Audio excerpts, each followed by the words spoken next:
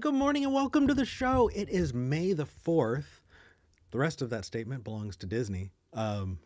This is Skeptic Generation. I'm Eric Murphy, and we need to talk. Hey, everybody. Welcome to the show. With me today is my co-host, Tori Williams Douglas. Tori, how's it going? Hi, how are you? I'm so happy to be here. Things are going well. Good, good. Yeah. Um, yeah, I feel like if it was 2014, I'd say May the 4th be with you, but I feel like it's a little, I don't know, 10 years too late for that one. Um, but It's go ahead. okay. It's okay. It's fine. We're watching Andor. I got bullied into watching Andor with my family, and it's actually been really good. So, Yeah. Oh, yeah, good. Good. yeah. Yeah, when it got bought out by Disney, my inner hipster went, "Oh, I can't watch it anymore." So I haven't watched a whole bunch of the newer Star Wars, but that's my own issue. Um, Also, I know that tomorrow is Cinco de Mayo. So for Americans who want to celebrate Mexican heritage or just want to drink tequila for any reason on a Monday, um, Good stuff. It's delish. it is. It is. I'm not drinking right now, but highly recommend tequila as a Mm. general rule. Right, right. And if for those who are obviously able to drink legally and all of that stuff, um, if you've never had like a real margarita, like they're so easy to make. Don't get margarita mix, everybody. Come on, you're better than that. Get some Cointreau, get some lime. It's not too hard. You can do this. I believe in you. It's worth it. um, but I I'm happy to see you. It's been a whole month. How have you been? Yeah, it has been a whole month. I have been doing well. I started a new job, which it being the times the times being what they are. Yeah. Um, I'm kind of constantly in fear of losing, just because like I'm always like it's just every week somebody's like, "Oh, I got laid off," and I'm like, "Oh my god, this is." Right. So I'm just trying to be grateful for like every day that I get to work and get a paycheck and it's like you may as well, if you got a good thing going, you may as well crash it into a wall. I think this is what we're learning from this current administration is Wait, just hold on. What? break the things that are working Hmm. and screw people over because chaos means that you can get more for yourself. So yeah, Ah, that's I think the angle of the administration really? currently. Honestly, although I will say, it is all very timely, and I know that this a lot of people watch this later on. So, to contextualize, um, the federal government had recently decided that they were going to punish a law firm called Perkins Coie by removing their access to work with the federal government in any capacity. And Judge Beryl Howell on Friday issued a 102-page ruling just demolishing it. So that feels good. Yeah, it feels like at least we're seeing some pushback against this decline into fascism. We are, and I don't think that the pushback that's succeeding is getting nearly enough attention. We have to keep doing it, and so I think that I appreciate you bringing that up. That there are people who are taking a stand and pushing back against nonsense like a registry of people with autism, Right. for example. And so, yeah, I think we need to talk a lot more about make a lot more hay out of the losses that this administration is suffering because, they're kind of chaos agents. And so they're just constantly throwing everything at the wall. I think, and it makes, from our perspective, it makes it feel like, oh, we're definitely losing. We're drowning in shit Yeah. because of Yeah. all the shit being thrown. And it's like, no, some of this pushing back is working. And also, again, the best way to fight fascism is to stick together, which means not throwing people like trans people under the bus. But, what do I know? Yeah. Well, I mean, I'm not going to disagree. Um, Yeah. and it really feels like it has been an eventful week. I know that reaching out to you, I asked you what you were interested in talking about, and you were just like the Pope. I need to talk about the Pope. So the Pope died. What was it? 2 weeks ago? Easter, Y- yeah, so that would be 2 weeks ago. It was Yeah. basically it was Easter here, I think it was Easter Monday in Rome by the time he kicked the bucket, so Hours after meeting with JD Vance. Yep. mhm. So what were your thoughts here? What's going on?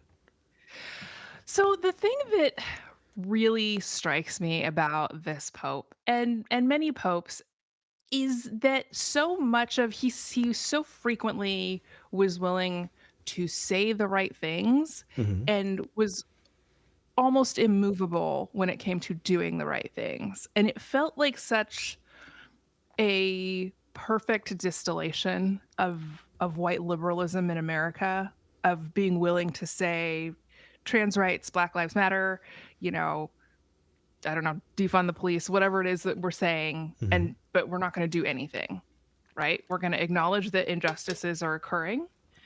Um and that's important, but we're not going to use any of our institutional power to actually make things better. And it just that piece of it for me is what's really been resonating as I guess the Pope's legacy. Yeah. Well, and I mean, yeah, I feel like I'm torn because on one side of it, they have kind of it has been pointed out that that Pope, the one who just died, was apparently very progressive in a lot of the things he said.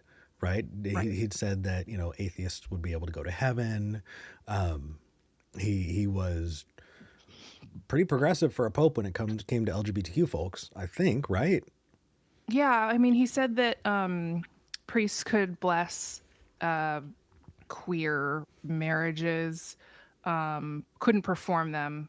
They weren't official, but they could be blessed. Yeah, And the children of queer folks. Again, the Catholic Church is enormous, so some priests were with that, and some, maybe most, were like, nah. But yeah, there was some humanity there, right? He had a standing meeting with a lot of local trans women and non-binary folks, and that was something that he really that he really enjoyed. He really enjoyed meeting with those people, and having conversations with them, much more so than he enjoyed meeting with the vice president, clearly.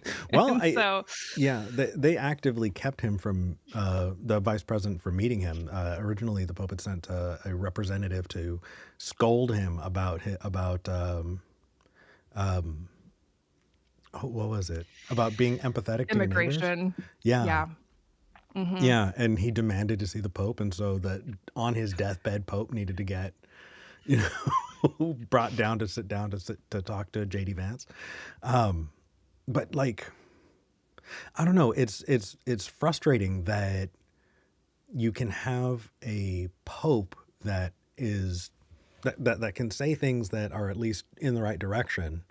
But Mhm. you're right. It didn't do things. The Pope could have very easily said, "Hey, we are going to encourage cooperation with all of the countries that we have, churches in, um, and cooperate with legal authorities to help any investigations of child sexual abuse that are going on in churches." Right? I think Right. that what was the Pope's name? I don't even remember his name. Francis? Yeah, could you imagine Pope Francis the Just? Like, how quickly would that have been a thing?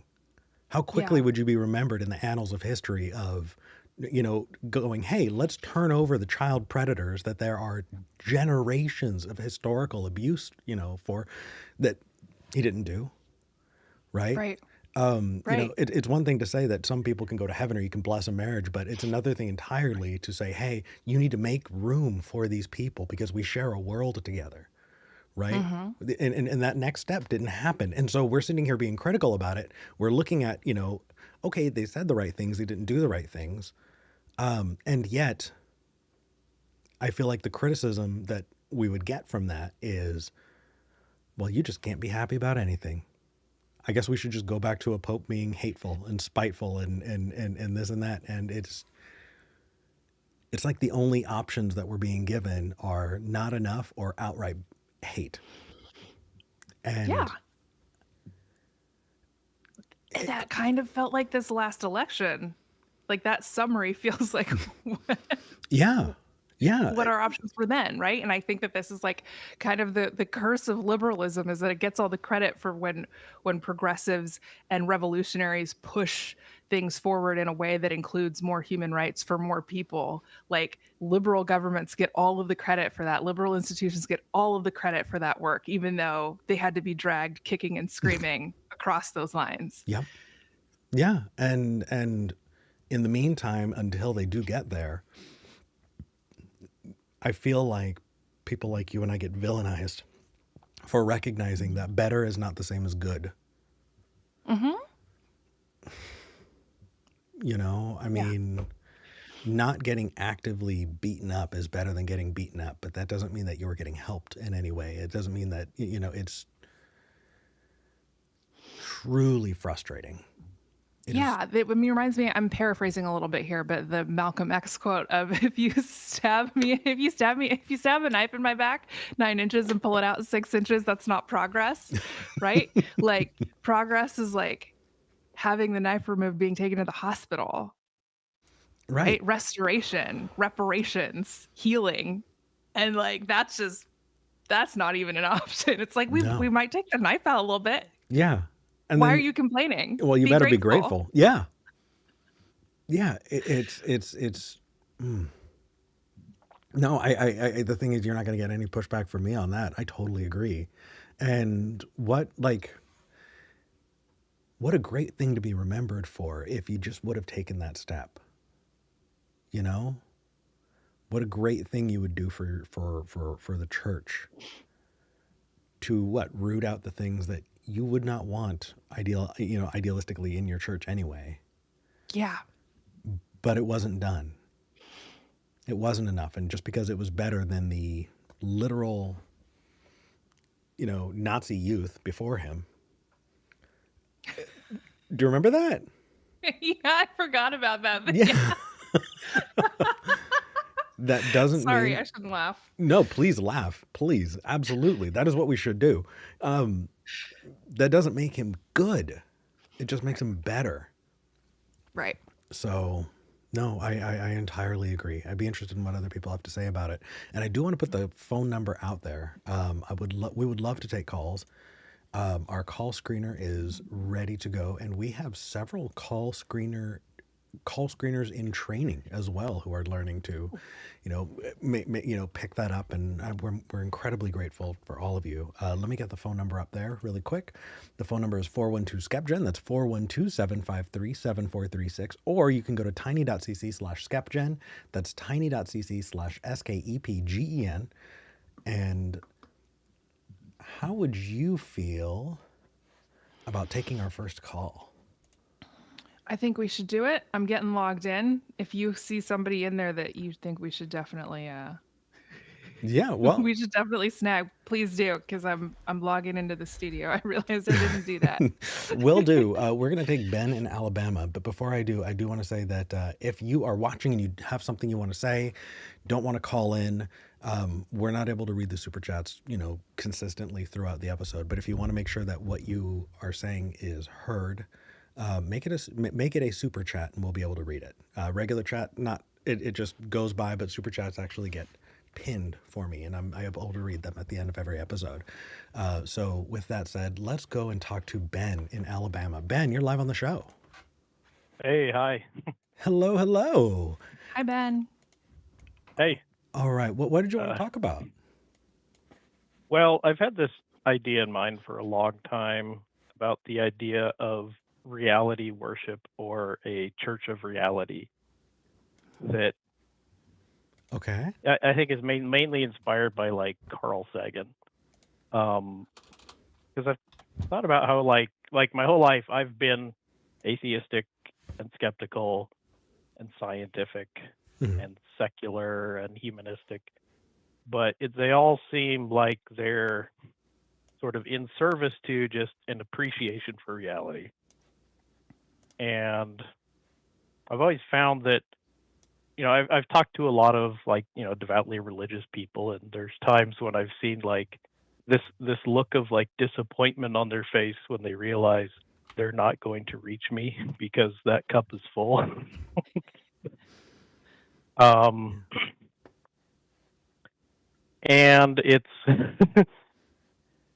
interesting because I thought about, well, I mean, are there other people in this community who like kind of look at reality that way, where they just have this big appreciation for it, and then in an environment where you have a whole bunch of unreality trying to gain power and privilege in our society.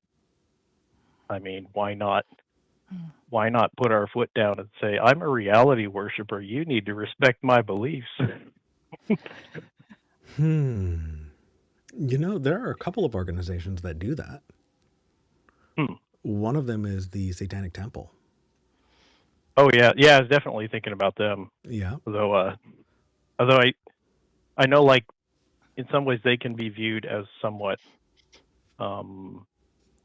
I guess, Antagonistic. like a bit satirical. Yeah, antagonistic and satirical, and it's like I don't want to use any like allegory or metaphor. I just want to say, here's the thing that I actually value most. Yeah.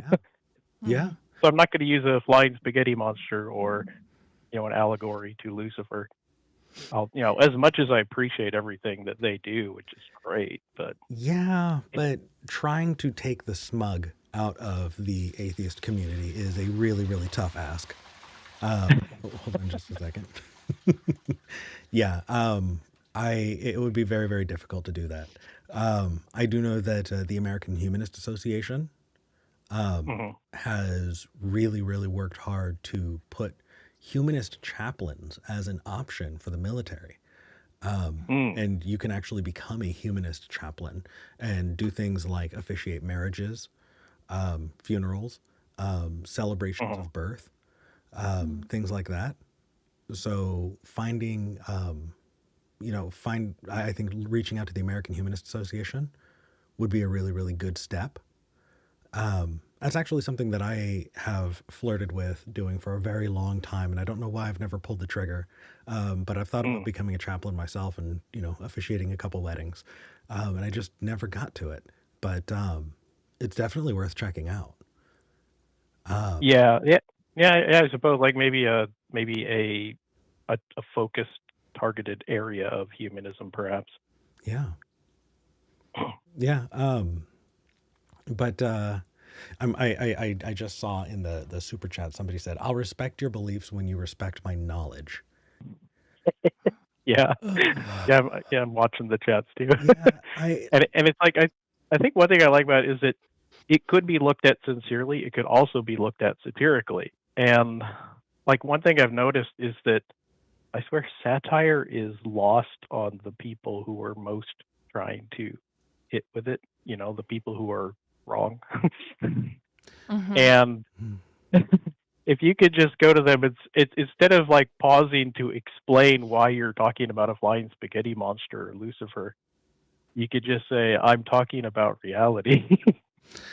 yeah, but I don't know. I feel like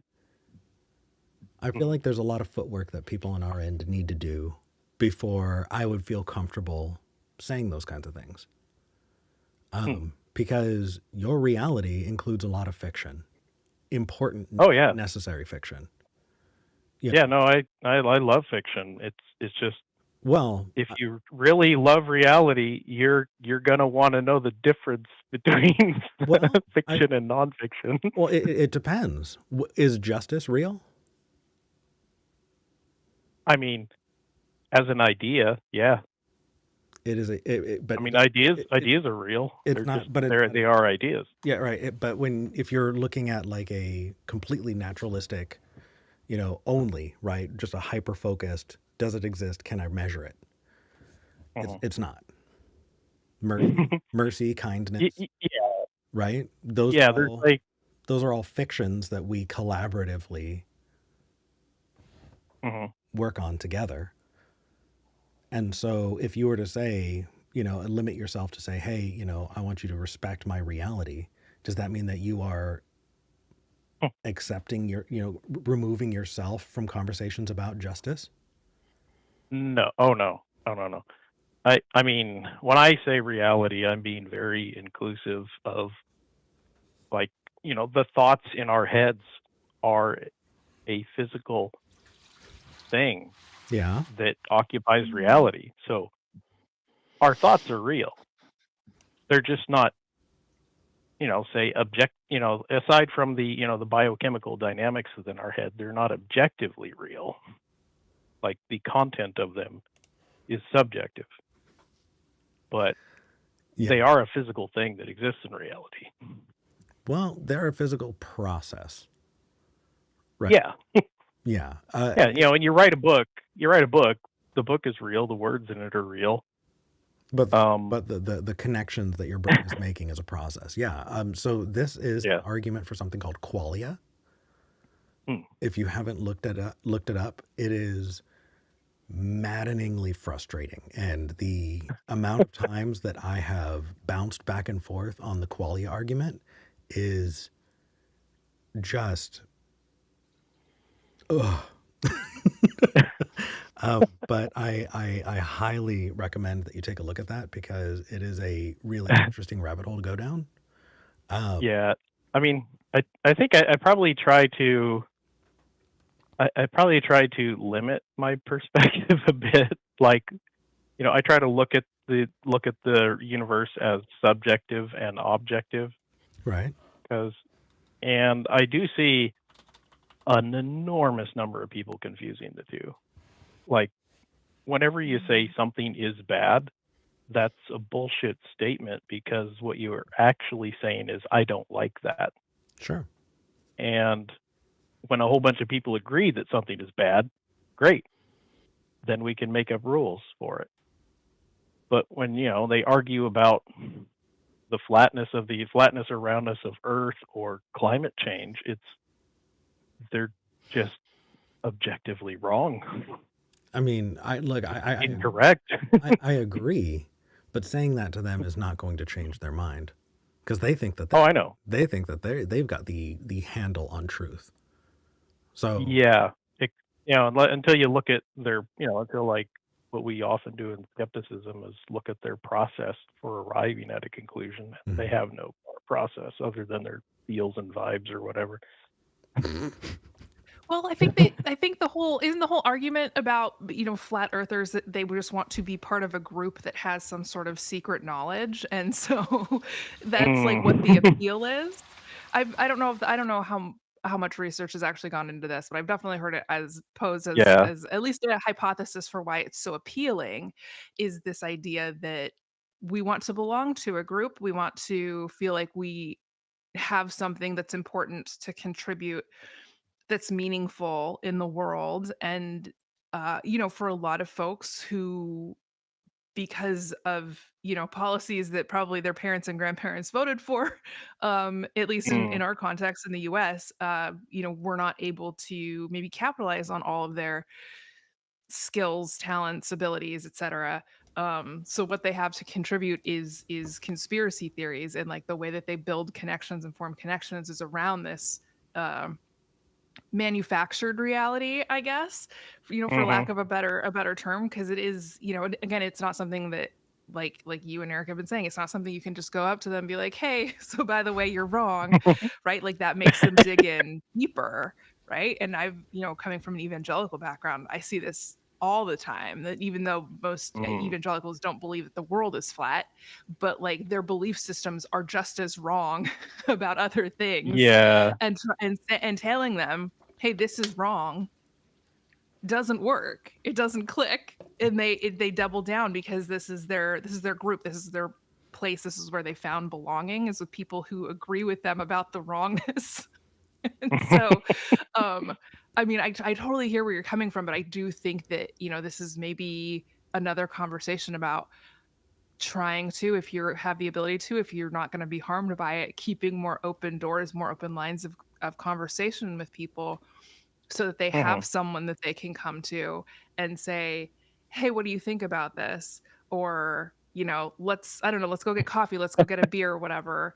Let's go camping this weekend, and being able to have conversations with someone who is grounded in that reality. Because I think that a lot of us who do worship reality in the sense that you're talking about, Ben, uh, we're like, no, fuck you guys. I don't want to spend any time with you.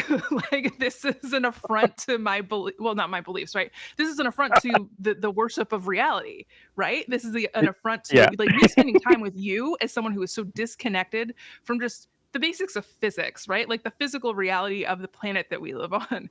Um, Yeah. it's very hard to spend time with those people. But I think that, like, Uh, making no, sure it, that that if yeah. you have someone like that in your family, that they have like a lifeline to you at least, can be really beneficial. Yeah. And Hmm. I actually this week, I've been interacting with a lot of issues around just kind of pseudoscience and pseudomedicine. Mm. And what I bounce up against is this, well, here are testimonials of people who've been, positively impacted, who can say, oh, I experienced this miracle, or, oh, this alternative medicine worked because it worked for me. Mhm. And I've been really working on trying to find better ways to say that the plural of anecdote is not evidence. And so the number of Yeah. anecdotes that you collect does not mean that it is good evidence. Those things need to be explored the way you would explore any kind of evidence. Is tough because to them, if they can get enough people to say that, their Mhm. crystals healed enough people's cancer, then if they just gather enough, that means it'll be positive proof of their crystals working, or something Mhm. like that. And Yeah. so I don't know. I think that Mhm. personally, I see room for creating a secular religion in the way that, like, the the humanist, chaplaincy has, Mhm. and I can see definitely the reason why groups like the Satanic Temple exist, and why they're doing what they're doing. But I guess, yeah, you're right. It really does depend on what the goal is. If the goal is Mhm. to take advantage of the special privileges religious people give each other so that we can have those advantages as well, I get it. But if the goal is to change somebody's mind, I feel like it is the exact wrong avenue. Mm. Eric, can I just push back a tiny little bit on that? Do, oh my God, please, yeah. What's up? Okay, so the only thing that I'm thinking of, right, is like the idea that because again, evangelicalism, the idea that evangelicals have that you have to push and push and push and push and push to get people to join your team. Like, I don't know. And Ben, I'd love to hear your thoughts on this too. Should we be evangelizing Mm. for reality? Should we keep pushing and pushing and I, ignoring boundaries and like going beyond what people say they're comfortable with so that we can continue these conversations? I don't know. It's something to think about because that's what well, they're doing. Yeah. Well, well, go I ahead. think there could be there could perhaps be a more coherent, maybe not as obnoxious and intrusive as evangelicalism, but a persistent, coherent message that, hey, you need to appreciate reality, or you're gonna hurt yourself and everyone you care about, because Well, these ideas don't help. yeah. Well, you run the risk. I mean, Yeah, we definitely don't want to I say think that it's it'll always yeah, lead to bad things. Um, yeah, oh, there are yeah. plenty of benign beliefs, but so Tori, do you think that I was talking about it in an evangelistic way? No, I was offering it as a counter to what you were presenting, right? That like maybe we should consider evangelizing for reality because that's what the other team is doing and it feels like they're winning right now. Yeah, I mean, I think, like, maybe the two goals I was thinking of with this idea was, like, one, just to promote the idea of appreciating reality and trying to be humble and understand it Mm-hmm. instead of, inserting your own opinions or whatever. And the other, I think, maybe being to directly challenge. the takeover of unreality in our society. It's interesting because I was like looking at religious accommodations grant that are protected by, say, the government. One of the things they talk about is that, like, Jehovah's Witnesses who have very dangerous beliefs, they can be exempted from working on weapons at their employer because of their religious beliefs. And I was like, you know how many unreality based policies I have to follow in my job? Mm. It's Yeah. like, couldn't I get the same? Yeah. Yeah. Couldn't we all get the same benefit? Absolutely. I'm not going to do that because it's just BS. Well, and yeah, no, I definitely think that being a conscientious objector does not carry the same weight as saying that that's against my religion. Um, Yeah, but I'm kind of weighing that until you against. don't need that mantle. But yeah. Well, I'm kind of weighing that against things like Gregor Mendel as well, right? Gregor Mendel was a Catholic monk who decided that he Mhm. wanted to learn about God's creation and learn the details of it, and in doing so became the father of genetics. Mm. And Yeah. so you also have the other side of that, that I don't think I don't know, in my perfect world, religious folks would not see science as a impediment to or in Mm. opposition to a scientific understanding of the world, but simply learning more about the world that they think that God created. And so Oh, sure. there's this compatibilist view that I feel like people don't talk about enough, both on our side and the other side, right? People are more interested in talking about, Mhm. Ken Ham, and the Ark Encounter and answers in Genesis and flat earthers and this and that, and we don't recognize the vast number of biologists, astrophysicists, and all of that who are Mhm. religious because they can have that too. So where do we make room for that? I feel like wouldn't we Yeah. be wouldn't Uh, we be meeting yeah. people at the bottom by doing that strategy? Meeting people at the bottom. Yeah, like I definitely think that the people who are Yeah. the my religion thinks that the Earth is flat. My religion thinks that the Earth is young and that the Flintstones was a documentary. You know, Yeah. that feels like the bottom. And I Mm. and I don't want to use strategies that put me on the same footing as those people at the bottom. I think that we're better than that. You know what I mean? Yeah. It's interesting because it did occur to me that this kind of philosophy it's totally open to anybody who appreciates the reality of some situation in their lives. Like, everybody's got to have some appreciation for reality just to do their job. Otherwise, it won't Agreed. work with Agreed. any reliability. And it's like I grew up going to. My mom took me to a Unitarian Universalist quote unquote church when I was a kid, which which is why I say I was never religious. Because they weren't really a religion. It was more just it was kind of funny because the sermons were like a like a lectures on ethics basically. Yeah. And there's a lot of people who had different beliefs who went there, but they were all able to talk about like common values and Yeah. ethics and things And, together. and And I would be remiss yeah. not to mention Durante Lamar with Bridge City Ministries, right? Another example of kind of a Mhm. a humanist version or approach to that.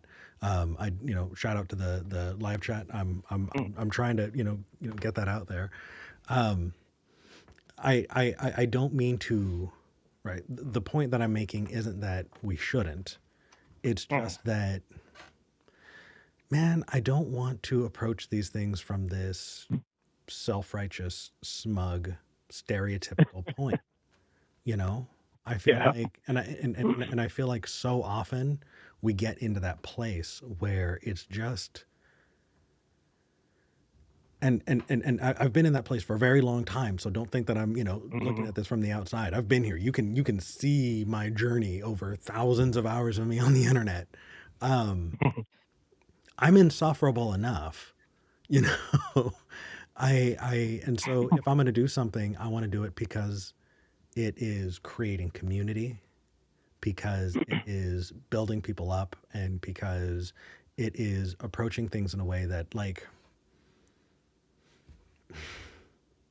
I feel like it's really easy to call flat earthers morons. It's harder to make the effort to say, here's why they're wrong. You know, it's harder. Yeah. Like Guts at Gibbon is a great YouTuber that talks about, you know, Mm. evolution and really gets into the details of it. It is much harder to be Guts at Gibbon than it is to be somebody who just says, "Well, you guys are morons." Um, and I want to push us to be more Yeah, like the former than the and, latter. when I'm talking one on one with people, I I can be very diplomatic in and yeah, I think I had a whole discussion on another show with Seth and Seth Seth yeah, you Andrews. know what? Seth Andrews. Yeah, on Oh, the topic of stupidity. yeah. Seth is a sweetheart. Yeah. One of my first debates, he was actually right there in the front row, cheering me on. He's a really good guy. Um, Mm. yeah.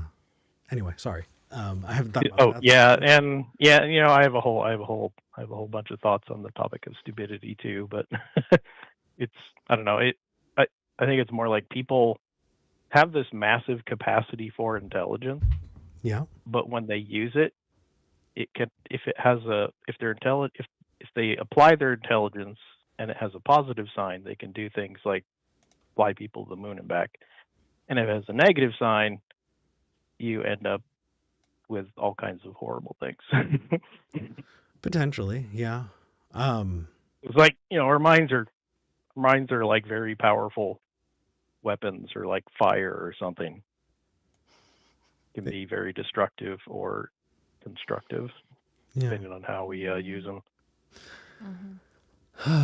um, uh, Anyway, no, that's okay. That's okay. Ben, I appreciate your call.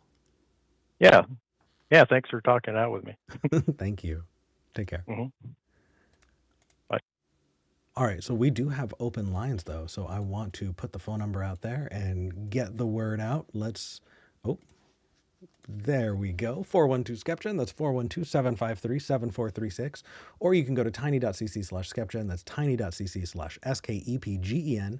Our call screener is waiting to take your call and is actively training other call screeners. So if you have wanted to call in, today is the day, especially with Tori here. If politics is the thing you wanted to talk about, Tori is the one person that I would reach out before anybody else. So well, you and V, but V is not. Um, v, V is unreachable at this time. v is unreachable at this time. Um, V is doing their thing. I can hear him upstairs. Um, yeah. Anyway, so I don't know. I feel like there's more to say about the Pope, but I'm just like, I don't know. I remember that it was brought up to me, just kind of remembering this last Pope was there was a video of a little boy who said that his dad died and was an atheist, and this kid is crying and says, "Is my dad in hell?" Mm. Mhm. And the the Pope at the this last one who passed said essentially, it looks like your dad did the right thing by his children. And what God would not want to have someone like that in heaven? Of course, your dad is in heaven. Mm. And that is such a departure from so much other, dogma. And I don't know, how do you parse that? Like, I want to celebrate that, and at the same time I don't want to stop saying, hey, you needed to do more. Yeah. It's frustrating. It is, and this is part of why I left religion entirely, was realizing it wasn't about the Pope, obviously. It was about just the concept of God and the right, like, the Pope has all of this power here on earth, like, a truly astounding, staggering amount, and just the idea that you have all this power that you can use for good and you choose not to. And what does that mean, right? That you have one conversation with one little boy and comfort them as, their father has passed away. And like that's okay, that's good, but that's really as a human being, like human to human, you meet a child whose father died. And like if you are not compassionate in every way, shape, and form that you possibly can be, like you're a monster, right? Like that's not the bar is very much on the floor. That's I fair. think I think that, think the thing that's different about Frankie, Pope Frankie here is that, sometimes he managed to hit his head on it. And I feel like for a pope that counts for something, but it's like it's not great. Um, Yeah. the fact that you're not like expressly cruel to children who were suffering because their parents died. And I think that like the Pope actually there were ways in which the Pope did care about children, right? A lot of children he chose not to care about or protect. So Yeah. what Well, the fuck is up with that? But I mean, I don't know. I think I might just be in a very like fighty, contradictory mood here, but like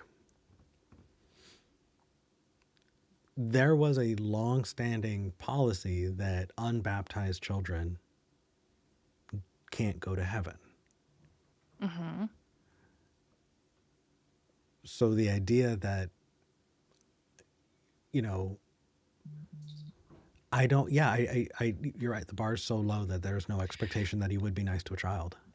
Okay, so Eric, this is really interesting, right? Because this Yeah. ties into a lot of what I actually wanted to talk about, and we might jump into another call and not get super into it. However, Yeah.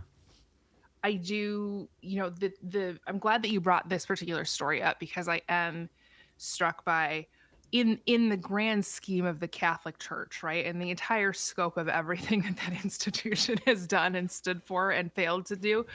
Um when you think about, because I would get into arguments all the time on Twitter about like, is religion in the net harmful or positive, right? And I was like, okay, if we're looking at like whatever the number of dollars given or like number of people fed or what, whatever the situation is, like let's do the math. I was trying to be very pragmatic about it. Okay. And it took me a while to realize that when you tell people when you have power over millions of people across the globe and you tell them, "Oh, my if your baby died, they're in hell. Your dad died, they're in hell." Like, the amount of emotional suffering and torment that the Catholic Church has caused throughout the years, I'm like, that erases any good thing that they may have done in terms of feeding people or opening hospitals or whatever. So, I'm not in any way out here trying to like stand for the Pope. I think that I wanted to talk about this particular Pope because he's such a complex figure, but again, like this distillation of this problem that we're having kind of across uh, the spectrum in terms of anybody who supports pluralism and democracy and liberalism in general. That like he's a really great kind of lightning rod for a lot of these issues. And so I'm glad that you brought that one story up specifically because there's some harm Yeah. for sure. And I think that doing good while causing emotional anguish and suffering, I don't know. Again, I don't know if that counts. Like if you were Hmm. causing, if you were if you are engaging in essentially like religious trauma against people, against your flock. Yeah. I mean, I don't disagree. I'm trying my best to voice the other side so we can have the conversation. I definitely am seeing people vehemently disagreeing with me. And if you are one of those people in the live chat, call. I want to hear. Let's talk about it. Let's have the conversation. Um, but yeah, no, you're right. And also, it's an and thing, not a but thing. Um, I think that I don't know. I'm kind of torn. Do you remember when we were having that conversation a few months ago about the whole model minority thing and wanting to, be interesting and positive to people who are on the fence about being a decent human being? And Yeah. and you told me, Eric, if you're talking to somebody who's on the fence about being a decent human being, they're already not a good person, right? And Uh-huh. I think I need to apply that here because I think that's what I'm doing. I think I'm trying to appeal to people who are on the fence about doing the bare minimum. And I guess I'm so worried that they're going to just go back to the really, really bad shit that I'm trying to give them cookies for doing the bare minimum of being an empathetic human being. Mm, yeah. I should probably stop that, but it's tough. It is really tough. Anyway, Yeah. that's just another example of, you don't always apply, that thinking across everywhere in your life. And I guess I didn't do that here, and I should have. Mm, mm. All right, I want to talk to John in Canada. Wants to talk to you. Wants to talk about trans issues, which, from what I understand, is the biggest lightning rod around John. And so we'll see how this goes. John, you're live. Hi, John. How are you? I'm sorry. Hi, Eric. How are you? Doing good. Say hi to Tori. Hi, Tori. How are you? Hi, John. It's nice to talk to you again. Long time no hear. I know. Yeah. Okay, so you wanted to talk about J.K. Rowling and all of that good stuff. Yeah, I do. Okay, Yeah. so I'll give you the chance to make your case. What's up? Okay. J.K. Rowling, as you both know, is the author of the Harry Potter series. Mm-hmm. She made a ton of money. She entertained lots of children, you two included, and she started a franchise. I'm sure there are children out there or grown adults who owe their namesake to Harry Potter.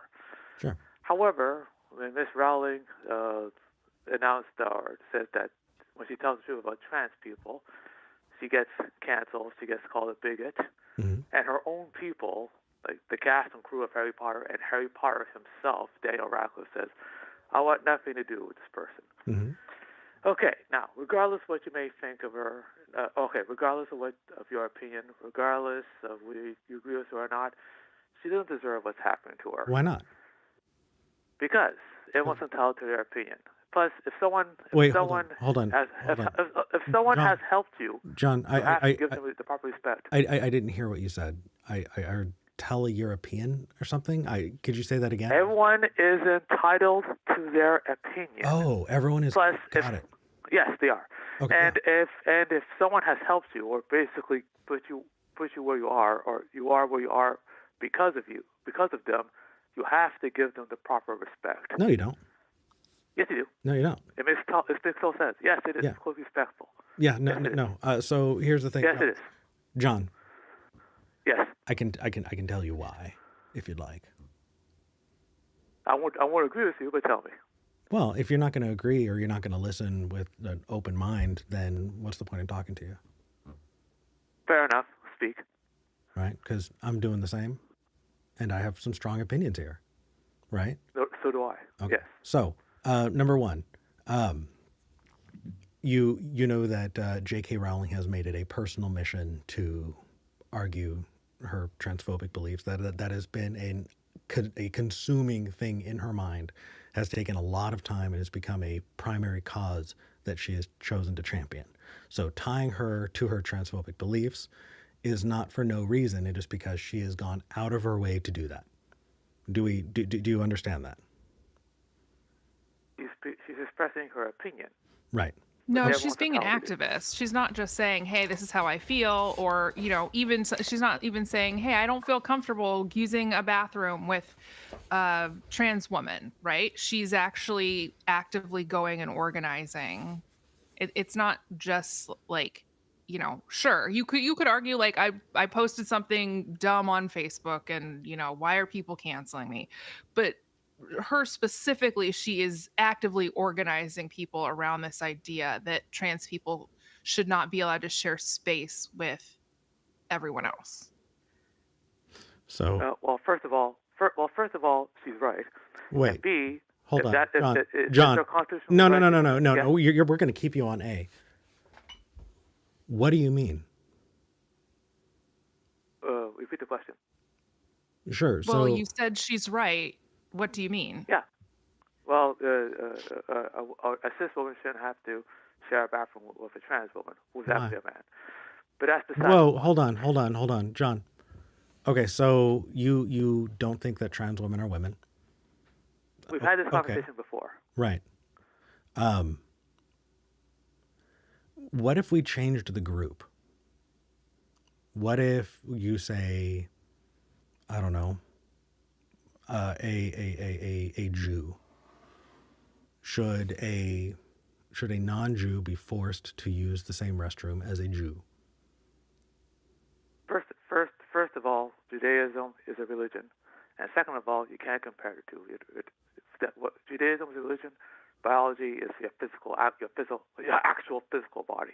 So but anyway, back to J.K. Rowling. no, not back to J.K. Rowling, John. We're gonna continue this. So you're saying that religion is a protected class, and gender and gender identity are also protected classes. So What do you mean? Protected classes? What are you talking about? yeah. So do you know how much violence is done against queer folks and especially trans folks, at least here in the United States? I don't see how queer people or LGBT people are threatened when they go to a hockey game and the team is forced to do the pride flag for them. What? Yeah, right here in Canada, one of the hockey teams, one of the hockey teams, they showed the pride flag to queer people in the stadium. Okay, so a hockey team decided to fly a pride flag. What are you on about? Well, it happened up here in Canada. Okay. Look, I don't know why you guys are complaining. You live in the greatest nation on earth where you have all the rights and freedoms protected to you. John, LGBT are included in that. John, the greatest nation on included. earth thing is a thing that you have brought up so many times, and that is just a way to say shut the fuck up and quit complaining. Well, you shouldn't complain. You live in the greatest nation on earth. John, I don't know what you complain about. John, The very fact you have this show is proof that you have freedom. okay, John. You have no idea how lucky you have it. If you were living in Russia, you'd be shut down by now. If you think that LGBT people have it bad in the United States, try living in Russia. Do you really think that? You're muted, John. You actually did it. Congratulations. You pissed me off. It's hard to get me there. It's really tough to get me there. And so, because you wouldn't shut the fuck up for just a second, right? Because you needed to say, Eric, shut up because you live in the United States. You don't have the right to talk about things because you have it better than anywhere else. Because you would not wait. You needed to jump into that to shut me up so that I wouldn't tell you exactly why there's a problem. You changed the topic enough times. I'm actually going to meet you here. John, are you here? Are you there? I unmuted you. Yeah. Yes, I'm here. Okay. I live in a country that is teetering on the brink of fascism. Do you understand that? What fascism? Are you talking about Trump? Is that what you're talking about? Yes, John, I'm talking about Trump. Do you understand what that means? Okay, tell me, what does fascism mean? Sure. So, hold on just a second. I'm trying to compress my voice so I don't blow out the microphone here. I'm half Mexican. You do realize that under the last Trump presidency, Mexican children were stuck in cages on the border and pulled away from their families. And during this administration, children and families are getting ripped apart. American citizens are getting deported to countries they've never been to non-extradition jails. Right? These are essentially creating places where people are getting disappeared to, and they are getting disappeared. People being completely like taken off the streets by ICE agents that are not identifying themselves, that are not in uniform, right? People who are getting dis-fucking-peered, where their families and their lawyers don't even know where they are and are given no opportunity to get even a trial, right? There is no justice there. And at the same time, judges that are ruling against that are getting jailed for getting in the way. And you have the fucking gall to tell me that I just should shut the fuck up because I live in the greatest country on the earth? John, it is only a great country because people like me exist. And Tory, right, to exist, who are saying, hey, there is a problem here. The only reason the United States exists is because people fought back and said, we're not going to deal with this fucking bullshit. I think that saying this is fucking wrong is the most American thing I can fucking do. So how dare you tell me to shut the fuck up? This is exactly what I should be doing. And if you don't like it, you have the right to absolutely, right, say that. And you know what? Just like J.K. Rowling, being canceled doesn't mean that you can't say it. It just means that we're tired of fucking hearing it. J.K. Rowling has one of the biggest platforms on the planet with more money than fucking anyone has any right to have, screaming from the rooftops what she has to say. So the fact that she got canceled only means that we're tired of fucking hearing it. Okay, Eric. Okay, John? First of all, okay, so Eric, the money that she has, I want to remind you that you helped contribute to it because I know you bought one of her books and saw one of her movies. I bought many of her books long before this became a thing. And you know what? I'm ashamed to see somebody who I really held in high regard because they were an author, right, go down this path. But now let's get to the more important issue here, right? Can I tell you something? No, you can't. You can listen to me for a minute, John. I did listen to you. Okay, good. And I'm going to mute you so that you can continue to listen and not interrupt. John, I have a lot of people in my life who are trans. And if they say this is my gender, this is where I'm at, we can have conversations about that. And and it's going to begin and end with respect. Love, care, compassion. And if you are going to deny other people that, then I am not going to make room for you. Not in my life, not on my show, and not on anywhere else. So I'm going to unmute you and I'm going to ask you a very simple question. And that's going to determine whether or not you're going to come back on this show. You're unmuted. John, are you going to talk about trans issues, if we do talk about it, with care and compassion and respect? Or are you going to do that again and get banned? Your choice. Oh, okay, fine. I'll talk about trans issues with care, compassion, and respect. I'll do that.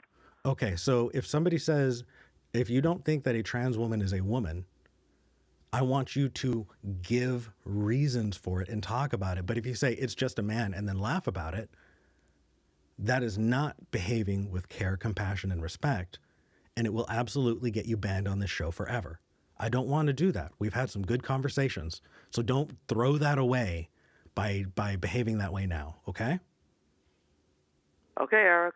Okay, so here's what we're going to do. You're going to think about how to talk about this in a way that's going to continue the conversation. But I don't think you're ready for that today. So we're going to drop the call. Oh, well, what do you mean I'm not ready for today? All right. And we'll see how John can open up that conversation in a better way next time. But John actually managed to piss me the fuck off. Tori, I'm sorry. Let me.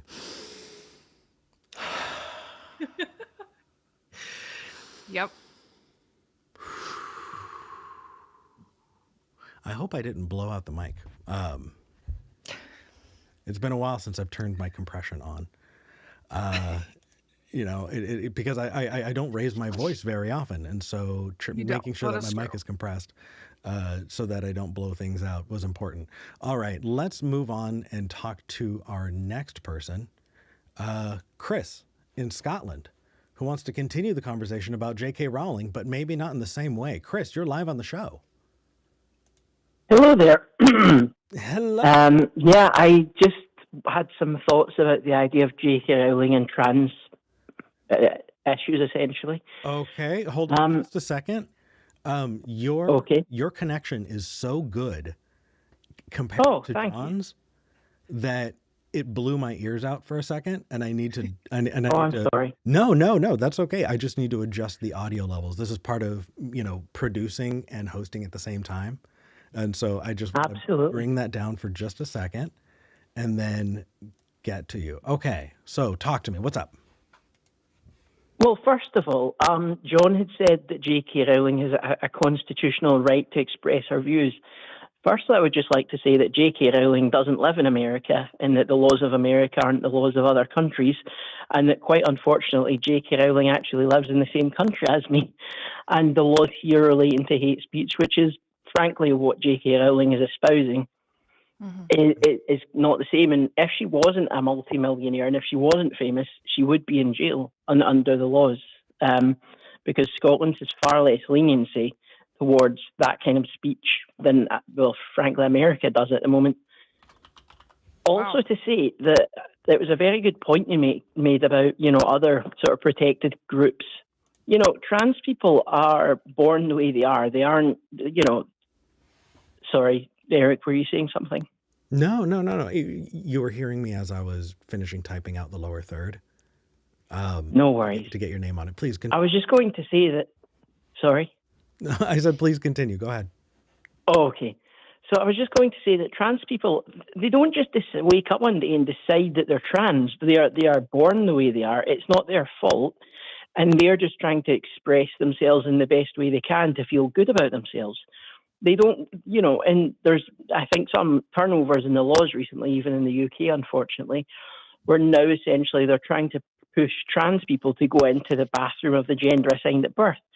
So what you're going to start having is people feeling a lot more uncomfortable than they did before, because they'll be in the women's bathroom and somebody who's now a trans male with a functioning penis is going to walk into the women's bathroom. As much as you might think people are uncomfortable at the moment, which I don't think that many people are, as much as you might think that, it's going to get a lot more uncomfortable if people are being forced to use the toilet that they're assigned at birth. In Scotland, we have a thing where a lot of the toilets are now becoming gender neutral, so that's quite good. But you're going to have a situation where someone with essentially a vagina is going to walk into a bathroom full of men. It's ridiculous. And frankly, Scotland, although we have our share of right-wing lunatics as well, we don't really stand for this sort of thing. And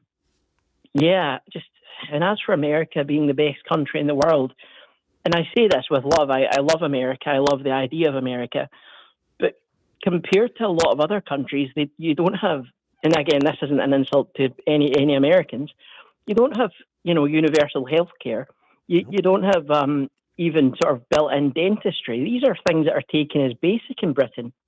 The news is incredibly biased and laced with ads.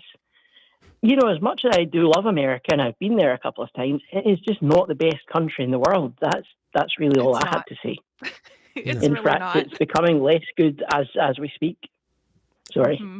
Entirely agreed. We're not offended. We're the ones who are saying it on this side of things.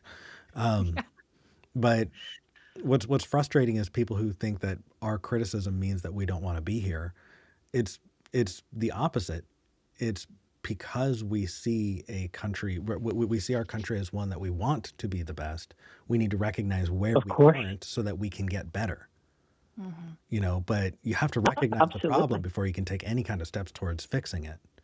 And absolutely, if you don't see the problem, then the problem will never get fixed. And if you don't address it, then it'll just get worse. And most people in other countries, to anyone watching, frankly, we're looking at America at the moment, and we're seeing something quite similar to what a lot of people seen in the 1930s in Nazi Germany. Oh, yeah. I appreciate that might seem extreme, but you're getting people getting picked up out of nowhere and sent to what is essentially a concentration camp. They're not being given due process. They're not going to court. They're essentially being disappeared. No. It's honestly, most people in the world are horrified at what is going on in America. We're not looking up to America. We are, as the days go by, looking down on America and feeling sorry for America. Yeah. It's a worry. And it's not the first time the United States has created concentration camps either. No, indeed. So, no, you're absolutely right. And as far as the gender bathroom policy is concerned, if your policy requires genital inspections, you're in the wrong side of things. Well, absolutely. The idea that you need to check somebody's genitals before letting them use the restroom is so deeply invasive that It's assault. yeah, that I do not want to live in any kind of world where that is the case.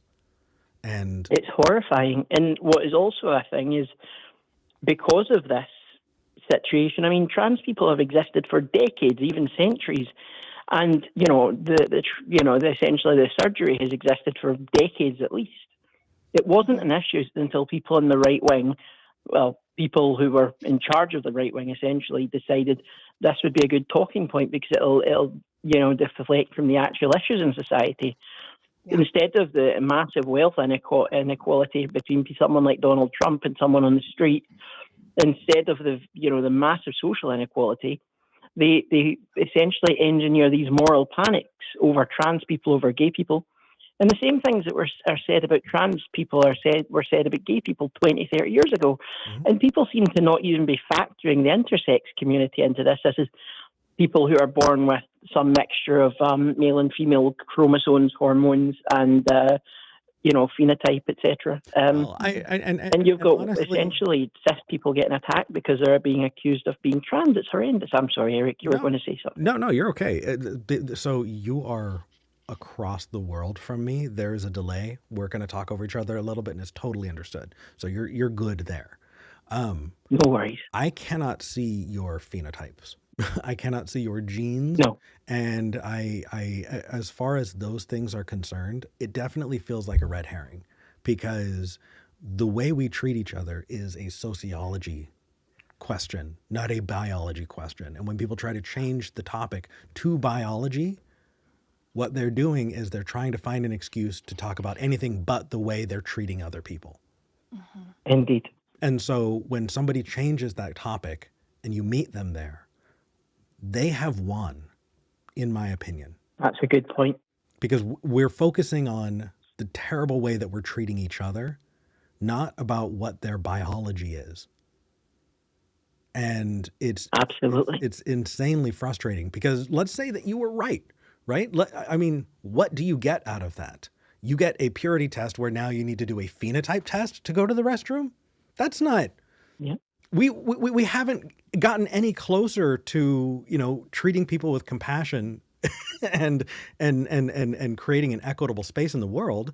All we've done is now changed it to a different kind of purity test that is still just as invasive and horrible. So why even talk about that in the first place? This is a sociology statement, not a biology statement. And to change the subject, I think has fallen for the red herring and has lost the argument. No, that is a good point. Yeah, and that's I'm not sorry. trying. No, it's okay. And I'm not trying to exclude, any communities or any groups of people from the conversation. But what I'm trying to do is focus on what I perceive to be the biggest issue, and that is the way that society treats people based on the gender that they are expressing. Yeah. No, it's a lack of empathy ultimately. I think it's a lack of empathy. I think largely it is internalized. Patriarchy is what it is. It's patriarchy. Yeah. It's this internalized view that men can't be held responsible for their actions, right? Coupled with this weird biological thing that they've got going on, which creates this kind of Frankenstein's monster of it, it's just yeah. But I think that if people were to break down the patriarchal view that men are sex crazed monsters that are going to predate on poor, helpless, defenseless women, I think I it would. think that's part of the problem. I, Sexism, I sort of, no, directed towards males. yeah, and well, everyone is Of getting course. done wrong by this, and I think that if you were to challenge that, the entire argument would fall apart. The bathroom stuff wouldn't even come into it, right? If you Yep. treated predators as predators, then you and stop, number one, you'd stop making excuses for men doing terrible things by saying, oh, boys will be boys. Absolutely. You're right. Second, you like I just everywhere along the way. I feel like I'm preaching to the choir, but yeah, no, even for people, like, I do think in her worldview, J.K. Rowling views herself as an empathetic person. Oh, I think so. And I personally think that a lot of J.K. Rowling's views stem from trauma, but that's not an excuse, of course. no, but And to be clear to anybody watching, I'm not somebody that's like, oh, Harry Potter's crap. I'm not a hater or anything. I have been obsessed with Harry Potter my entire life, and there was a time in my life where I would have cut off a toe to meet J.K. Rowling. I've written a 60,000 word spell book. I'm not like a Harry Potter hater, but I've been horrified by J.K. Rowling's behaviour, and frankly, parts of essentially some parts of the Harry Potter community who are sort of not holding her accountable because they want to hold on to essentially the fantasy. yeah, and ultimately, yeah, because I was a huge Harry Potter fan too. I read the books the second they came out, every single one. They were a huge part of my life. And absolutely, still, I've played every game, I've watched every movie, I've read every book. right. Now talking about going back to something that John had said, right? If somebody leaves a large impact on your life, that doesn't mean that you owe them anything. If somebody rescues you from a burning building and it turns out that they're really, really involved with the Ku Klux Klan, it doesn't mean that you should make a little bit more room in your life for the KKK. Well, no, definitely not. Just because, I mean, I'll give another example. If you are a child and you have a sibling, the parent, hugs you and smacks the sibling that you care about, that doesn't mean that you have to ignore that. Somebody can do a good thing and also do a bad thing. The good shouldn't not cancel out the bad. Right. And it shouldn't. Yeah, respect is a weird, archaic thing that I don't know. It feels like fealty, doesn't it? No, indeed. It feels like they're saying respect, but what they're meaning is fealty.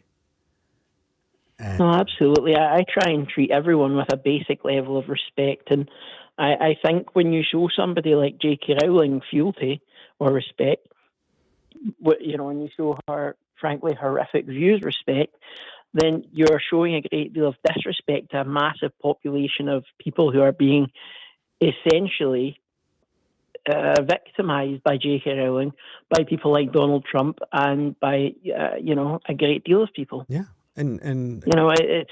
And sorry, on you go, Eric. No, that's okay. I just want to provide a little bit more to support that. Trying to be consistent in this place in my life has been a really, really, really big thing for me. People ask, Eric, why do you challenge other people's religious beliefs? Why don't you just let them believe what they believe? And my biggest reason in there is I feel like it would be condescending if I thought that somebody didn't have the capacity to learn about the world and deal with the world as it is. And so I am not going to condescend to someone because I think that they're too dense to handle reality. That feels horrible. And in the same way, when somebody like J.K. Rowling and or anyone else there is I feel like what true condescension would be is for me to not interact with that and go, oh, just whatever, just leave that as is. The most respectful thing that I can do is tell her to get fucked. Absolutely. So, It is the best thing you can do for someone to challenge their beliefs when their beliefs are harming either themselves or others. well, You know? and honestly, at this point, I really don't care about her beliefs. I care way more about the people who are impacted by them. Absolutely. So, fuck J.K. Rowling. That is the opinion of this show. Fuck J.K. Rowling, I wholeheartedly agree, despite being a lifelong Harry Potter obsessive. Yeah. Yeah. Anyway, Tori, you have not had the chance to speak at all. Please. What Apologies, yeah, Tori. no, what is on your mind? No, don't apologize. It's all good. It's all good. I mean, I think that this is something that comes down to, for me, it comes down to harm. And so that's just like, it's like we can talk about, hey, let's treat people with respect, etc. Very important. Sometimes that's not going to be a winning argument with people who are anti-trans, just as an example, right? So to me, it's just like, okay, well, you don't get to harm people. That's like end of discussion. I'm not going to let you do that. I'm not going to stand by and let someone talk about, ha ha ha, it's so funny that I dehumanize you, right? Like that's a form of harm, right? That's just, well, in some cases, it's Absolutely, I just bullying. wholeheartedly agree. And so, but things like that, right? Like that dismissal of someone's humanity, like just basic humanity, right, is harm that accumulates in people's bodies, in their nervous systems, in their brains. And I think that is, at least in the US, it seems like that's pretty intentional, that they are actively trying to emotionally terrorize trans people because they want them to harm themselves. Like that's really, I think, the goal here, right? They want you to self-select out of society, be it staying at home or actually like causing yourself physical injury, right? So to me, yeah, the entire purpose of pushing back against something like that and not allowing somebody to say, oh, this is funny, your identity isn't real, I just unilaterally get to decide that, go fuck yourself. The point of standing up against that isn't because like I think that I can argue someone into respect. It's, you don't get to harm people around me. That's it, the end, right? And I think that when we, like I said at the very beginning of this show today, we have to stick together. We can't throw people under the bus. We can't throw trans people under the bus to try to save our own skin because fascism is rising. Like that's not how it works. That's the opposite of how it works, right? And they keep trying to tell us like, oh, if you just stop caring about trans people, then like we'll leave you alone. No, fuck that. That's never been, that's not how fascism functions. It's never been how it played out. And so we're most safe when we are protecting trans people, right? We are most safe when we are protecting immigrants. We are most safe when we are protecting Black folks, whatever the situation is, right? That like the more of us that can stick together, the safer all of us will be. Right. And that's very intimidating to fascism, which is a bonus. And also this is not in a bubble. This is not a hypothetical, right? How many people are standing up and have stood up to protect the bodily autonomy of women, which was absolutely fucking taken away when it comes to overturning Obergefell and absolutely and removing the right to be able to get an abortion in the United States, right? And I honestly, the fact that people did not stand up enough, I think created enough of enough room for what we're seeing everywhere else. They're going to take as long as we don't stop, a lot. Like it's. I don't want to blame the left for what the right is doing. The right has responsibility for themselves. I do think that. I don't know. I've said this way too many times. I'm getting off on a tangent. I apologize. Yeah. So, was there anything else before we move on to the next call? I'm a little frazzled from the John call. I just wanted to say one last thing. I slightly clumsily interjected a minute ago. there's a poem from someone who was I believe he was a doctor during World War II. He was a German doctor. I can't remember what his name was, but essentially he wrote a poem, and it went along the lines of first they came for, and I'm going to paraphrase, first they came for the immigrants, but I didn't stand up because I wasn't an immigrant. Then they came for the trans people, but I didn't stand up because I was not trans. Then they came for the gay people, but I didn't stand up. Essentially, it might be affecting someone you don't like tomorrow, or a group that you fear or hate today, rather. It might be affecting someone you don't like today, or a group you don't like today, but tomorrow it could be affecting you. And if you do not stand up and fight for others, there will be nobody left to stand up for you when fascism rears its ugly head at you. Yeah. That was all I was going to say. I think you said that beautifully. Thank you. Thank you for having me on again. I hope you both have an amazing day. I'm sorry if I sounded a bit frantic. I had just got in from a shift, and I had heard the last few minutes of the show. Chris, you're great. I always enjoy when you call. Thank you. Thanks, Chris. Thank you so much, Eric, and thank you, both of you. And yeah, have a great day.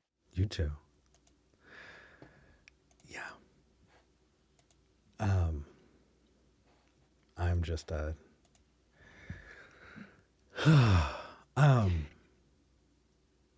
yeah, I have so many thoughts, and I think that there are so many things I want to say that they're crowding each other out, and I'm starting to feel, I feel a little incoherent.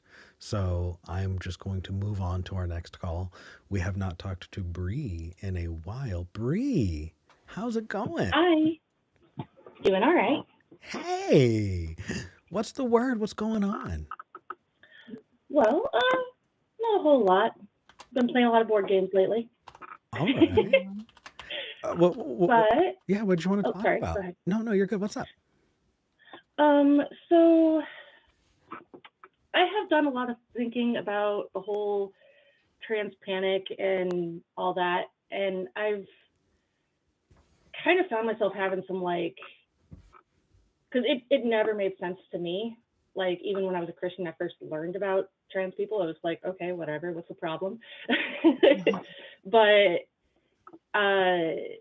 so it took a lot for me to kind of really sort of get into their heads and try to understand what they're coming from. But I was kind of thinking in regards of, because especially seeing how a lot of these transphobic people will go after cis people who are dressed in a way that they don't approve of, or they don't think they look, appropriately feminine or whatever. Mm-hmm. And it reminded me a lot of some of the stuff that I would hear when I was a kid in the 90s, because you had a lot of the fashion changes, where girls were now allowed to wear pants, and we could wear boys' clothes and have boys' haircuts and stuff like that.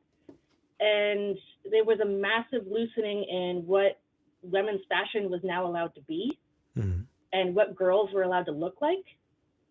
And it feels a lot to me like, especially the focus on trans women, is sort of a pulling back in from the more conservative circles in, no, you're not allowed to look like a boy.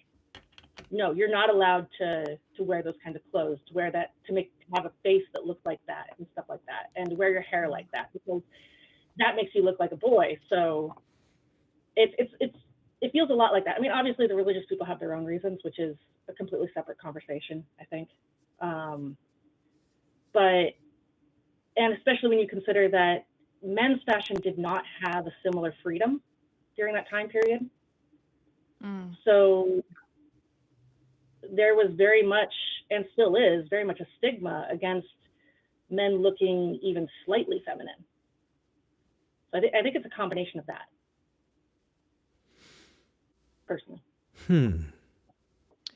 I can see that very much in my own experience, honestly.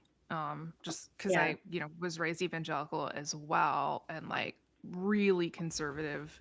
We weren't mm-hmm. forced to wear dresses or anything like that. as being socialized female, which some people were, but I can definitely see the like kind of things are becoming more conservative. They feel evangelicals obviously like they have their little persecution fetish and whatever, but Mhm. they very much, I think, especially after Obama won, started to feel like they were under threat and were potentially going to be exterminated. Again, this is their own internal narrative. This wasn't reflected in Yeah. reality in any way, but they felt like they were losing Yeah. power and really had to circle the wagons and sort of double down. And I saw Mhm. that on that kind of same timeline growing up in the 90s of there was sort of this loosening, but I think that once they hit this really interesting point, and I think that I think Obama was sort of a catalyst for them around even more fear mongering, even more Mhm. vitriol, even more like hyper control of especially women and girls and how they presented in those Yeah. spaces. And Mhm. it's all rooted in fear and control and coercion. Obviously, this, you grew up that way too, Yeah. right? But Yeah. that Yeah. I there went is to a this very private school where specific. we had to wear skirts.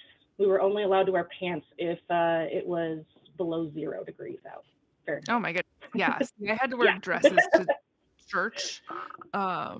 But I didn't go to a Christian school or anything, so I didn't have to wear a dress to Yeah. school or anything like that. Um, but yeah, I mean, I think that there's utility in that, right? It's like that it's Mhm. this political aesthetic of we're coding ourselves to look a certain way, to present a certain way. And it like it really, if you can draw a direct line from it back to eugenics, honestly, like Oh yeah, 1920s and 30s eugenics of definitely. like present this way. You put together, you're going to like, we're going to have this family, Mhm. nuclear family unit, and like the girls are going to be very feminine and the boys are going to be very masculine. And there's, Mhm. never the twain shall meet, right? That, and there's like this control aspect of we have to Yeah. present this way because we are under attack. And this is very typical, right? Like there's studies on this that like we have to, if we feel like we're being attacked, we need to double down, triple down, get harder on our Yeah. children, get harder on ourselves, get harder on our communities because we're afraid that we're losing power. The whole thing is a joke because they've been gaining power at an astronomical rate because of things like Yeah. gerrymandering and stuff And like that. But yeah, I yeah, agree. I think at least your in experience well, sorry, matches mine. I was yeah, sorry. No, you're fine. I was just gonna say that at least in the United States, since like about the 1960s, 1970s, um, the racist reaction from the right quickly shifted into a more misogynist faction when they had to, after the civil rights passed, they had to latch onto a new thing Yeah. to try to pull together and and then they latched onto the abortion issue after Roe v. Wade, when previously that same group of people would not have cared. They'd be like, yeah, sure, abortion's fine. It's Catholics that don't like it. Right. Right. So I mean, they've always, and since then, the racism and the misogyny have been very closely tied in conservative circles. At least that's my impression. Mm-hmm. So it's not surprising that we'd have a racist backlash immediately shifting into a sexist backlash. Mm-hmm. Yeah, that's a great observation, actually. But yeah, so I don't know. That's just kind of, it's not something I've seen anybody like articulate on this topic before, so I kind of wanted to bring that up. Yeah. Mm.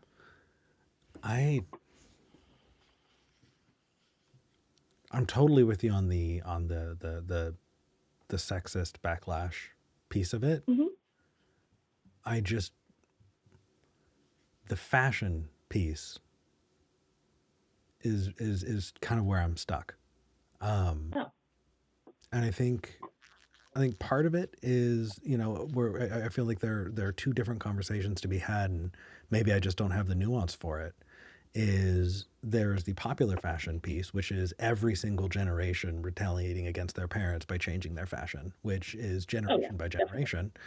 And then there's the enforcement of norms, the way y'all had talked about, growing up. And I think that those are just very, very different conversations. And so I'm having trouble kind of figuring out which piece of that we're parsing. But no, I mean, I absolutely agree that, you know, with both of you, right? That when you see too much deviation from the norm, then yeah, they do. They circle the wagons to try and reinforce, you know, kind of a heterogeneity, you know, across the board and whip people back in line. So I don't know. I think I'm going to need to listen back to this because I still, it's all fucking patriarchy. I'm gonna say Yeah, it forever. yeah, that also plays a large role in it. Oh, well, I mean, I like the way you started this conversation. You said that, you know, and it is true that people that are engaged in the trans panic are way more concerned about trans women than they are about trans men. And Oh yeah, they trans, directly adore trans men. yeah, trans masc folks are largely erased in any of these Yeah. conversations. And why? I think because they staunchly, yeah, they don't want to accept that somebody can change their gender. And so what do you do to someone that you view as a woman? You ignore them. And so it's just this continuation of misogyny and Yeah. I don't know. I don't know. Well, and I think also part of it is a lot of the people that get brought on to talk about this are themselves women. And at least, you know, like historically, women police women on their fashion and their presentation within public, and men police men. So, and honestly, in that way, I kind of sit there and I'm like, so does that mean that these women are kind of also looking at the trans women and saying, I think you're a woman and therefore I'm going to police you and what you're allowed to wear and look like? Yeah. Yeah, and that other piece of it It's is fun that how, way to kind yeah, of think how about much are that. you objectifying yourself for men? Right? Oh, And yeah. if you cannot be made into a thing that a man can look at as an object to act upon, then you're not a woman. And so to put yourself to say that you're a woman and not submit yourself to this patriarchal view of having to be a thing to be acted on, then yeah, you denied entry. I don't know. It's fucking weird. It's It is. so Well, weird. the whole thing is weird because I mean, Uh, so much of it is just it has to do with it. And I mean, like you said, it's nothing biological at all. It's all about how we present ourselves and how we appear in public, and the assumptions and the norms that our society tries to press upon us. And honestly, if there was no super strict gender roles or super strict gender appearances or norms, nobody would fucking care. no, Mhm. no, we would still build community with one another, and we would Yeah. still safeguard ourselves against predators of all kinds. And it doesn't matter what is between their thighs. No, it Yeah, has everything to do exactly. with, yeah. Um, no, I'm right I there mean, with you. and yeah. But Oh, I did want to say one thing on the whole bathroom bullshit. yeah, So, as far as I'm aware, which I learned about this from an anecdote from a friend who visited France, because they were shocked when they were in the men's bathroom. This was a guy, and all of a sudden a woman walked in, and she just walked right over to the toilet and used the toilet. It's got stalls and everything. And then she came out, washed her hands, and then she left, and it was just normal. And he was so like shocked and confused and everything, because he's American, you just don't do that, right? yeah. At least not when there's a guy in there. Because, yeah, my mother and I have used men's restrooms many times, including back in the 90s and early 2000s. Totally wasn't an issue. We just made sure there wasn't any guys in there when we did it. But I mean, he learned about that from his friends there in France, though, that apparently the little gender plaque outside the bathrooms in France are taken more of a suggestion, and everybody just uses whatever toilet they want. Yeah. And it's been that way like since they first putting signs up, because it's like, yeah, no, nobody cares. It's fine. We use the same bathrooms as each other all the time. It's not an issue. It's never been an issue. And assault is still assault. Yeah. Yeah. No, I don't know why it's made more complicated than that. But we'll keep doing this. I know that I'm not going to convince people like John by yelling at them.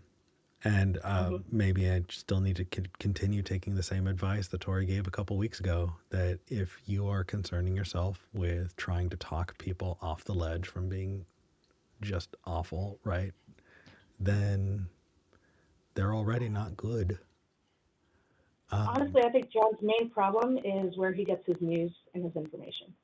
Because we can talk him around an issue one week, and then the next week he's back with some other new right-wing freakout. Yeah. If it's not even the same talking points as last week. No, you're right. I think I worry about what kind of critical lens John takes to things. It reminds me a lot of my mother in that regard. He doesn't have one. Right? Yeah. I don't know. Information literacy was not something they taught my mother's generation, and the fact that she grew up young Earth creationist did not help. No. Well, harsh. Yeah. It's I don't know. I am harsh to my mother these days. Oh no, I am too. So I just was like, oh, your mom was raised that way too. Like at least like my mom had to get it for herself. She wasn't indoctrinated into it. Yeah. I'm glad y'all are picking up, because I'm kind of thinking a mile a minute and not saying a thing. I really appreciate both of you. We all have those days. Yeah. Bree, it's good hearing from you. Let's keep in touch. Yeah. Okay? Good talking to you too. Thanks, Bree. Take care. Yeah. Bye. Bye. Bye. You know, actually, in a conversation with V this last week, V had a different kind of theory of fascism that I think is really, really interesting. And I want to flesh it out more before I start talking about it on the show. But I think I'd be happy to bring it up in the after show. Tori, are you going to be joining us for the after show at all? I know you're. I actually am recording. I'm recording another show after this, so I'm not going to be able to jump on. That's okay. That's okay. That's awesome. For one of your podcasts? No, for someone else's podcast. Oh my God, you're just okay. Cool. Yeah. Well, then I do want to make sure that I highlight where people can find you. And I want to read super chats and all of that stuff. But first, Tori, where can people find you? Absolutely. I have 2 podcasts that you can find me on. White Homework is one that I do with Benjamin Fay, and we talk about anti-racism and collective liberation, and really try to dig into what strategies look like, what we can actually practically do in order to keep one another safe and build a better world. And then I have an ex-evangelical podcast called Go Home Bible, You're Drunk, that I do with Justin Gentry, and Eric was just on not too long ago. That was so much fun. Talking about a story from the book of Daniel. It was great. It was a good time. I'm glad you came on. That was really funny. Unbelievable, actually. So yeah, Go Home Bible, You're Drunk is my other podcast. You can find me on Blue Sky, generally speaking. If I'm having an okay mental health day, you can find me on Blue Sky at toryglass.bsky.social. So, yeah. Awesome. I want to read the super chats because absolutely. My Unfinished Journey sent $2.22. Thank you, My Unfinished Journey. It says, Hail Nero, Eric, Tori, and the long fight for justice. Thank you. John Klein sent $10. Thank you, John. It says, you handled John's call way better than I could have. I yelled. Sometimes that's the right way to handle harm is yelling. Yeah. Q sent $2. Thank you, Q. Says feck J.K. Rowling. That's right. Joshua sent $5. Yep. Thank you, Joshua. And says love the show. Question: are people generally good or generally bad? Well, doesn't this go back to our first conversation that we had with Ben about like, are good and bad even real? Like, who gets to decide what is reality? Yeah, I mean, I think that people can be either, and I think that a huge amount of it comes down to nurture, right? I think for most of us, it comes down to nurture. So, but yeah, that's something we could explore we could make a whole episode about just that topic. Yeah, and maybe we should. I Yeah. don't think people understand the history of that question. Mm-hmm. The Mm-hmm. the fallen, inherently sinful human versus this kind of was it John Locke? Was it Locke who said that the idea of the noble savage that Oh, that that that sounds. I don't remember off the top of my head, but that right? sounds about. It was his era. I feel like. Yeah, and there's this this entire concept that um, untouched, pristine, humanity in its purest form is one that is good and needs to be taught to be evil. Personally, I think that we're a social species. Mm-hmm. I think that we need to rely on each other for survival, and Mm-hmm. because of that, um, I think that absent absent nurture, I think nature alone would cause people to err on the side of collaboration. Mm-hmm. I think if a zombie apocalypse broke out tomorrow, you would see people collaborating a whole lot more than is portrayed on things like The Walking Dead. Yeah. I think the problem maybe comes when we get too big and we're not able to see our tribe anymore. And so we create Mm-hmm. divisions within it and each other. But I think that if we were in smaller groups, you would see a general goodness. Um, Mm-hmm. yeah. That said, I think it's about time to move over to the after show. Right. Yeah. Was there anything else? Yes. Supporting the show. I don't know why I don't remember this, and I absolutely need to because the show runs off of viewer support. If you like the show, if you like what we do, and you want to help make sure that we can continue to pay for the phone lines, I know that we actually were not able to this month, and it was a very, very generous patron who hopped in and covered some of the balance for the call-in program for the episode. So thank you. You know who you are. But if you want to contribute, consider going to patreon.com/skepticgeneration. That's patreon.com/skepticgeneration. Every little bit gets funneled right back into the show so we can make sure that this happens. Tori, once a month is not enough. I love spending time with you. We definitely got to catch up. Yeah. But I'm gonna move over to the after show. You're gonna go do your other thing. But in the meantime, I'm Eric Murphy. I'm Tori Williams Douglas. This is Skeptic Generation. I'm glad we had this talk.